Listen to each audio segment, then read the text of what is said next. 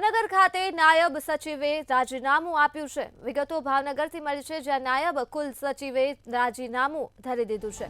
આ સાથે જ નાયબ કુલ સચિવે અચાનક જ રાજીનામું આપ્યું છે। ભાવનગર ખાતેથી જ્યાં ઈસી મળ્યાના ગણતરીની કલાકોમાં જ નાયબ કુલ સચિવ દ્વારા રાજીનામું ધરી દેવામાં આવ્યું છે। રાજીનામું આપ્યા પાછળનું કારણ હજુ પણ અકબંધ છે। કારણ હજુ પણ સામે નથી આવ્યું। નાયબ કુલ સચિવ દ્વારા રાજીનામું આપી દેવામાં આવ્યું છે, ત્યારે ઇન્ચાર્જ કુલપતિ ડોક્ટર મહેશ ત્રિવેદીને પોતાનું રાજીનામું નાયબ કુલ સચિવે સોંપ્યું છે। નાયબ કુલ સચિવ ઇન્ચાર્જ કુલ સચિવ પદેથી રાજીનામું આપી દીધું છે અને આ સાથે જ ડોક્ટર ભાવેશ જાનીએ ઇન્ચાર્જ કુલપતિને રાજીનામું સોંપ્યું છે।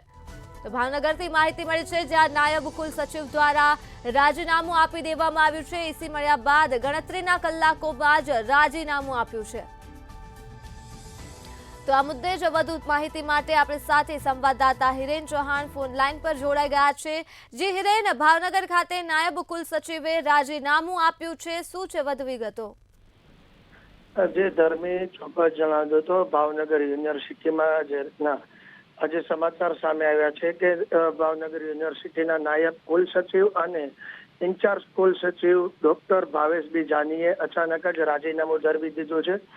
ખાસ કરીને આ રાજીનામું આપ્યું તે પહેલા કહી શકાય કે આ જે ઈસીની બેઠક હતી તે પૂર્વે આ રાજીનામું આપી દીધું છે ને કુલપતિને રાજીનામું જે આપ્યું છે તેની અંદર કોઈ પણ જાતની સ્પષ્ટતા કરવામાં નથી આવી।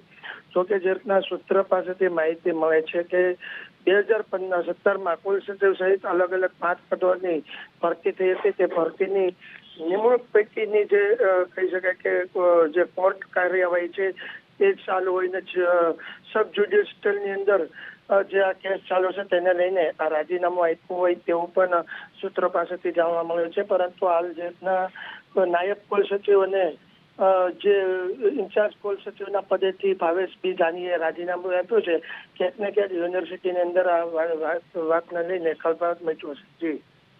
જી હિરેન, તમામ વિગતો બદલ આભાર। તો માહિતી ભાવનગરથી સામે આવે છે, જ્યાં નાયબ કુલ સચિવ દ્વારા રાજીનામું ધરી દેવામાં આવ્યું છે। ઈસી મળ્યાના ગણતરીના કલાકોની અંદર જ આ રાજીનામું સોંપવામાં આવ્યું છે।